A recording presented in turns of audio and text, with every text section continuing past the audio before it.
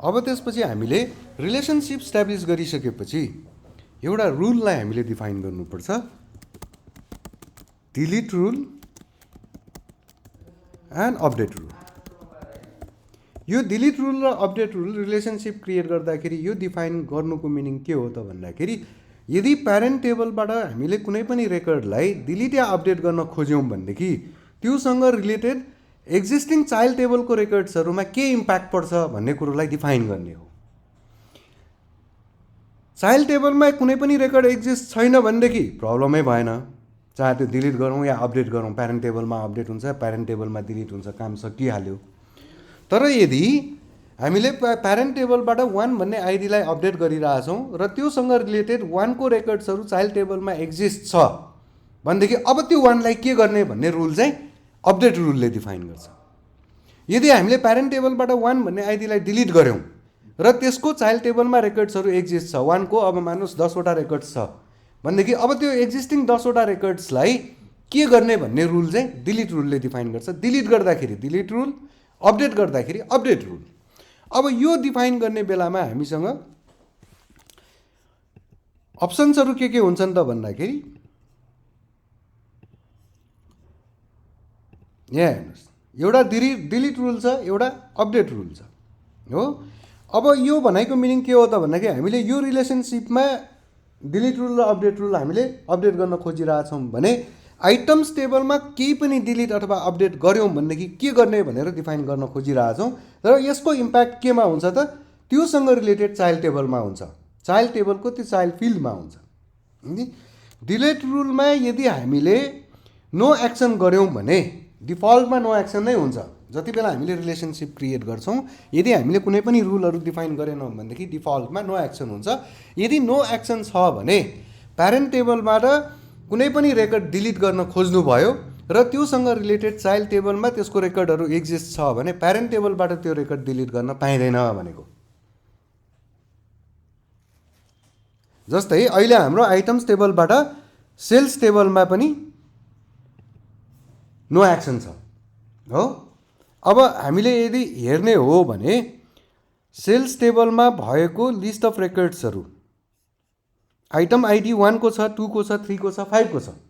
अब यहाँ भएको मध्ये कुनै एउटा रेकर्ड आइटम्स टेबलबाट हामीले डिलिट गर्न खोजौँ, जस्तै 5 रेकर्ड्स छ त्यहाँ होइन, यसलाई हामीले डिलिट गर्न खोज्यौँ भनेदेखि अब उसले एउटा एरर मेसेज जेनेरेट गर्छ, त्यो भ्यालु डिलिट गर्न पाइँदैन जुन भ्यालुको चाइल्ड टेबलमा रिलेटेड रेकर्ड्सहरू एक्जिस्ट छन्। ठिक छ। यदि हामीले त्यो डिलिट रुललाई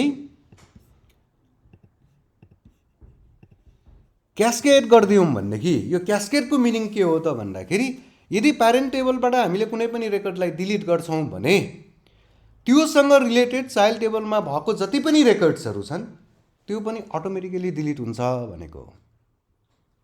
जस्तै यसलाई हामीले सेभ गरौँ, अहिले हामीले क्यास्केड बनाएको छौँ, डिलिट रुल हो।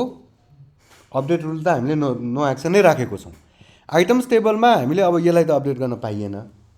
किन पाइएन? यो आइडेन्टिटी प्रपर्टी सेट गरेको भएर रिड ओन्ली मोडमा हुन्छ। तर हामीले डिलिट त गर्न पाउँछौँ, यसको रेकर्ड त यहाँ 5 एक्जिस्ट छ एउटा होइन। अब यो आइटम्स टेबलबाट हामीले यो रेकर्डलाई डिलिट गऱ्यौँ, अघि हामीलाई एउटा एरर मेसेज जेनेरेट गरेको थियो तर अहिले के छ त एरर मेसेज आएन, त्यो डिलिट सक्सेस भयो नि। तर सक्सेस हुँदाखेरि यसको इम्प्याक्ट सेल्स टेबलमा हेर्नु त यो जुन 5औं नम्बरको रेकर्ड छ त्यो पनि अटोमेटिकली डिलिट भयो। ठिक छ। अब एकछिनको लागि हामीले यो आइटम्स टेबलको यसको आइडेन्टिटी प्रपर्टीलाई फल्स गरौँ।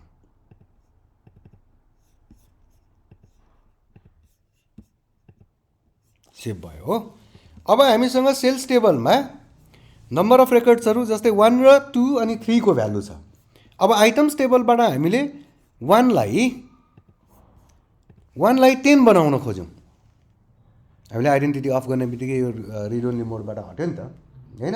अब हामीले यो भ्यालुलाई 10 गर्न खोज्यौँ भने 10 को रेकर्ड के अरे 1 को रेकर्ड त त्यहाँ चाइल्ड टेबलमा एक्जिस्ट छ, तर अपडेट रुलमा हामीले केही पनि डिफाइन गरेको छैनौँ, नो एक्सन डिफाइन गरेको छौँ। त्यसको मिनिङ के हो त यदि यहाँ अब चेन्ज गर्न खोज्छ भनेदेखि यो चेन्ज गर्न पाइँदैन भन्न खोजेको हो। अब यदि हामीले यसमा पनि अपडेट रुलमा पनि यदि हामीले क्यास्केड राखेको भए, सेभ गरौँ र आइटम्स टेबलमा अब यसलाई हामीले 10 मा चेन्ज गर्न खोज्यौँ, चेन्ज भयो भने यहाँ त 1 1 को दुईवटा रेकर्ड थियो नि, अब यो दुईवटा रेकर्ड पनि अटोमेटिकली के भयो त 10 10 भयो। भनेको क्यास्केडले के गर्छ त प्यारेन्ट टेबलमा भएको ट्रान्ज्याक्सनको आधारमा चाइल्ड टेबलमा अटो रिफ्लेक्ट गराइदिन्छ। क्लियर? अर्को छ, यदि हामीले क्यास्केड बाहेक सेट नल गऱ्यौँ भने डिलिट अथवा अपडेट प्यारेन्ट टेबलबाट डिलिट अथवा अपडेट गर्दाखेरि चाइल्ड टेबलमा नल भ्यालु सेट गर्दै त्यो फिल्डको लागि र त्यो इन्टायर रेकर्डलाई केही पनि नगर भनेर भन्छ। तर त्यसको लागि के हुनु पर्यो, त्यो रिलेटेड चाइल्ड टेबलको त्यो फिल्ड नलेबल हुनुपर्छ। अथवा यदि नलेबल छैन भनेदेखि त्यसमा डिफल्ट भ्यालु एसाइन गरेको हुनुपर्छ। तर त्यो डिफल्ट भ्यालु एसाइन गरेको छ भनेदेखि त्यो भ्यालु पनि के हुनुपर्छ त प्यारेन्ट टेबलमा एक्जिस्ट भएको हुनुपर्छ। किन रिलेसनसिप स्ट्याब्लिस भइसकेपछि प्यारेन्ट टेबलमा नभएको रेकर्ड त हामीले चाइल्ड टेबलमा राख्न पाउँदैनौँ।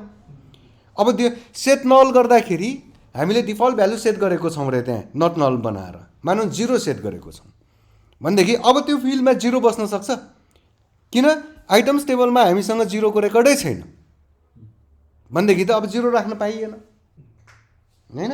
तर यदि नलेबल बनाएको भए नल गरिदियो कुरो सक्थ्यो, तर नट नल बनाएको हो भने त डिफल्ट भ्यालु राख्नु पर्यो। अब त्यस्तो अवस्थामा यदि नट नल बनाएर डिफल्ट भ्यालु सेट गर्ने हो भनेदेखि त्यस्तो एउटा भ्यालु राख्नु पर्यो जुन भ्यालु कहिले पनि डिलिट हुँदैन भन्ने एजम्सनमा राख्नु पर्यो। यदि सेट नल गर्ने भयो भने, इफ चाइल्ड टेबलको फिल्ड नलेबल छैन भने है। अर्को सेट नलको ठाउँमा यदि सेट डिफल्ट गऱ्यौँ